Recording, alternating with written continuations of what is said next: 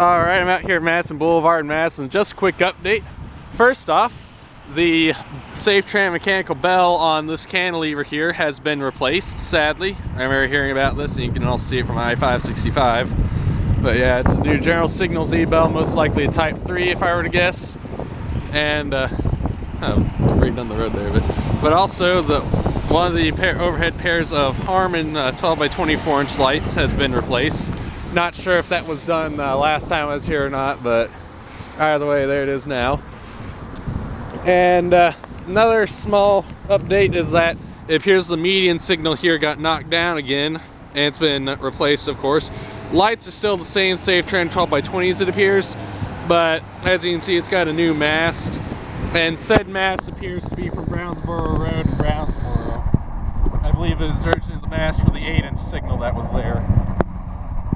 So yeah, just a quick update here to Madison Boulevard and Madison. Over and out.